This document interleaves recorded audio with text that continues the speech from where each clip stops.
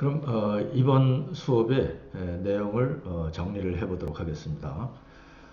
프리즈너의 딜레마에서 범인들이 각자 자신만의 이익을 위해서 결정을 했을 때 어떤 결과가 나오는지를 한번 살펴보도록 하겠습니다. 우선 범인 A 입장에서 한번 살펴보도록 하죠. 범인 A 입장에서는 범인 B가 자백을 했을 경우에 한번 살펴보면은 범인 A 입장에서 자기가 자백을 하면은 10년만 징역을 살게 되고 침묵을 하게 되면 손해를 보는 거죠. 나는 의리를 지켰는데 20년 징역을 살게 됩니다. 따라서 10년 살게 되는 자백하는 방법을 선택하게 되죠. 그리고 범인 B가 침묵을 했을 경우에 어떤 쪽이 유리한 거 봅시다. 범인 A 입장에서는 내가 자백하면은 석방이 되고 상대방이 의리를 지켜서 침묵을 했어도 내가 자백하면 석방이 됩니다. 나도 같이 의리를 지키고 침묵을 지키면은 1년 징역을 살게 되죠. 결국은 나한테 유리한 거는 상대방이 의리를 지켰어도 나는 자백하는 것이 나한테 유리합니다. 따라서 결국은 범인 A가 선택하게 되는 것은 자백하는 쪽을 선택을 하게 되겠죠.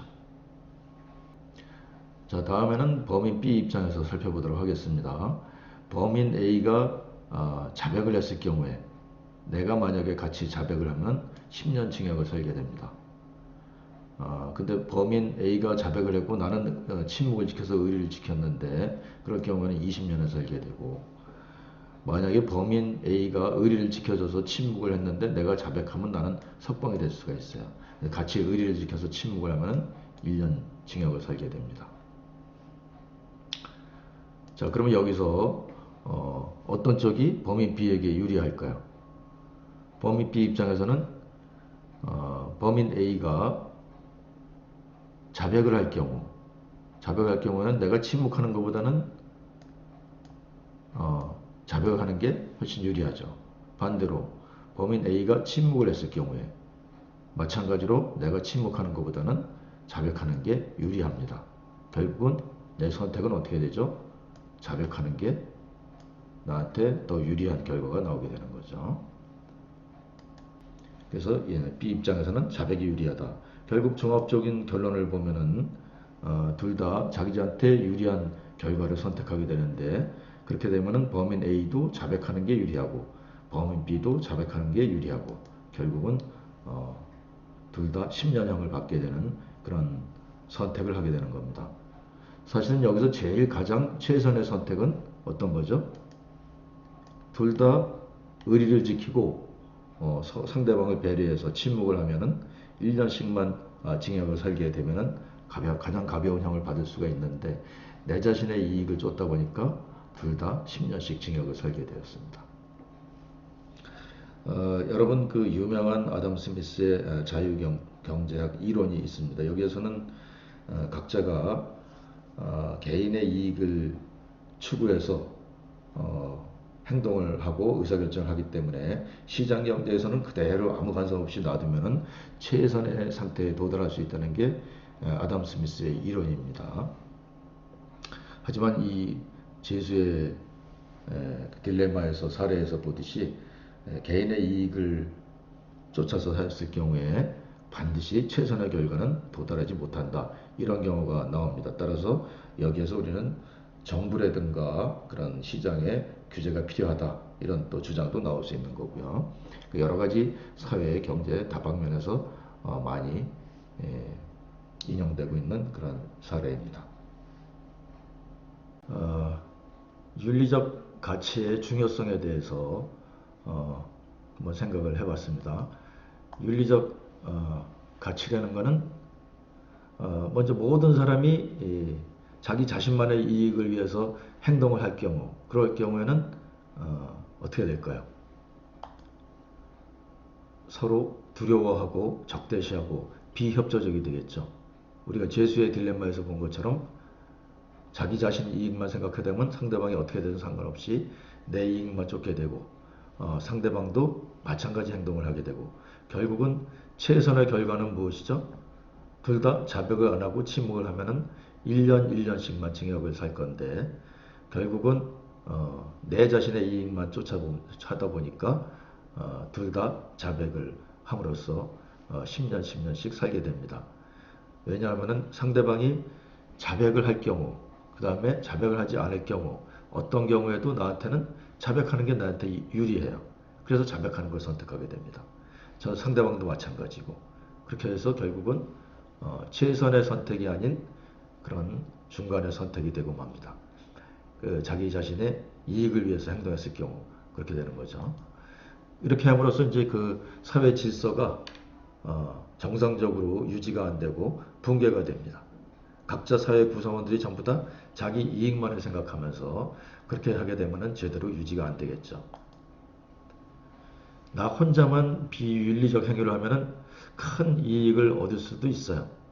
하지만 과연 그것이 올바른 삶인가?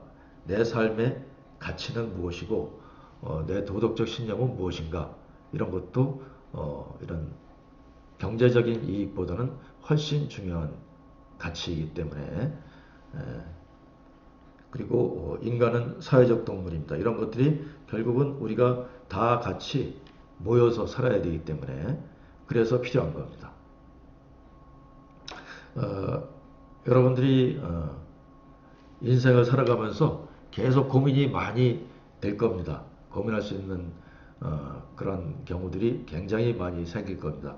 과연 내 자신의 이익을 위해서 결정을 하고 판단을 하고 행동을 해야 될 것인지 아니면 전체를 위해서 나를 희생하고 그렇게 결정을 해서 가야 될 것인지 그런 의사결정을 끊임없이 반복해서 해야 될 것입니다.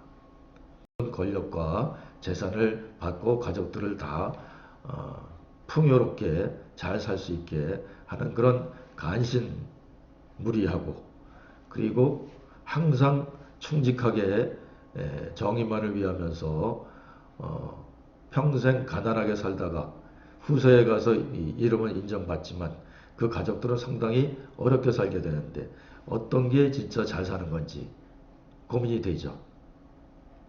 내가 죽은 다음에 뒤에 가서 인정받든 안 받든 내가 당장 오늘 우리 식구들하고 가족들하고 나 자신의 이익을 위해서 하는 게 훨씬 중요한 게 아니냐 그렇게 생각할 수도 있습니다. 그런 거에 대해서 고민을 해봐야 됩니다. 그렇지만 결국은 인간은 같이 모여서 사는 사회적인 동물입니다. 우리 그 반지의 제왕 사례에서도 봤고 어벤져스 게임에서도 봤고 자기 개인의 이익을 위해서 절대 권력을 사용하게 되면 결국은 최후의 말로는 전부 다 안 좋게 끝났습니다.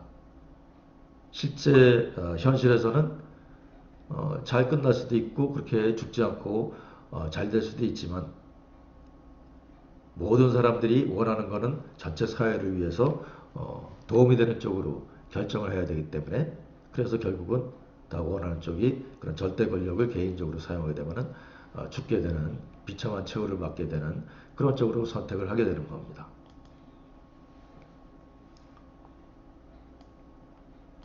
결국은 윤리적으로 살 때 내 자신의 행복과 모든 사람의 행복이 다 함께 보장될 수 있기 때문에 그래서 윤리적 가치가 중요하다고 할 수 있겠습니다. 윤리적인 인간이란 무엇인가? 윤리적인 인간은 전체 사회의 공동체의 이익을 추구하고 그 다음에 도덕적 가치 신념을 기반으로 형성되는 겁니다. 이 두 가지를 기반으로 해서 윤리적 인간이 형성되는 거죠. 그래서 도식화시키면은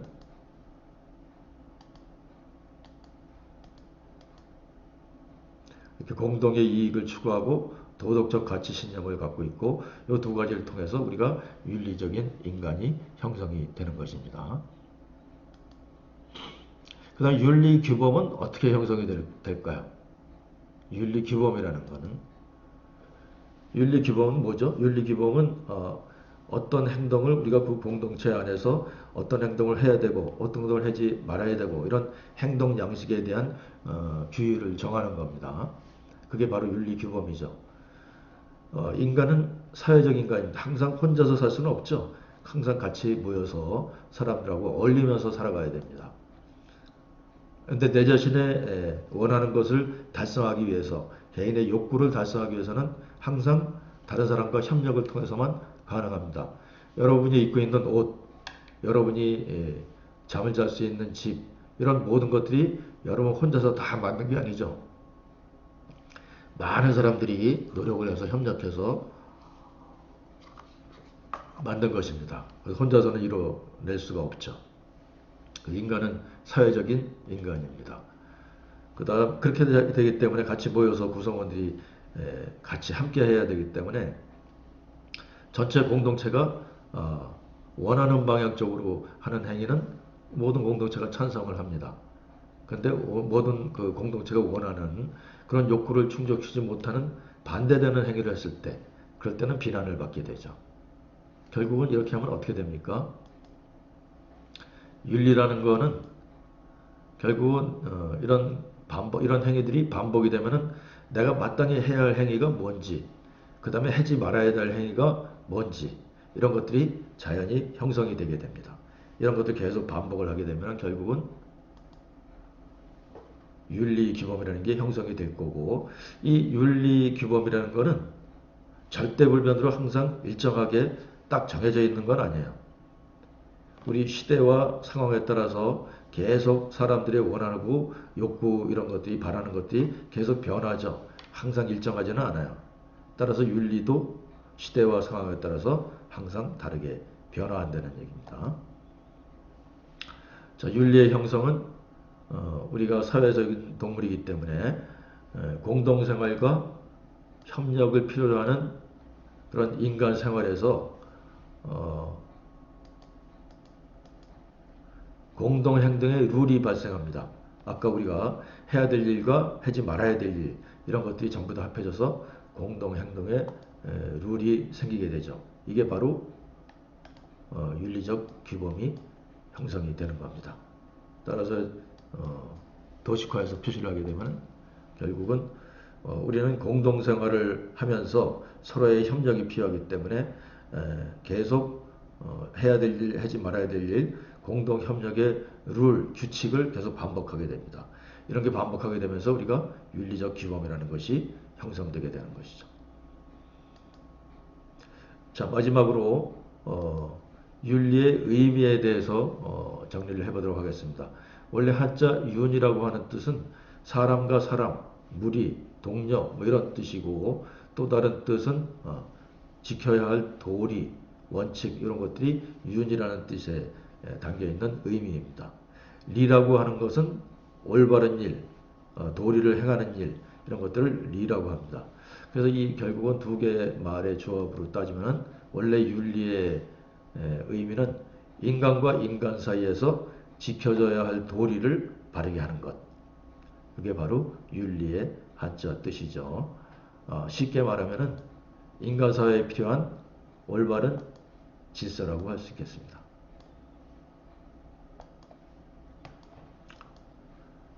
그래서 윤리라는 것은 인간과 인간 사이에서 지켜져야 할 도리를 바르게 하는 것으로서 이 세상에 두 사람 이상만 있으면 반드시 존재하고, 반대로 혼자 있을 때는 아무런 의미가 없습니다. 윤리라는 것은 같이 공동체 안에 둘 이상의 사람이 있을 때 서로 공동으로 지켜야 할, 해야 할 일, 그 다음에 하지 말아야 할 일, 이런 것들. 자, 이상으로 윤리 의미에 대해서 사례와 활동과 내용 정리를 통해서 알아봤습니다. 이제 여러분들이 윤리에 대해서 개념이 명확하게 자리 잡기를 바랍니다. 자, 수고하셨습니다.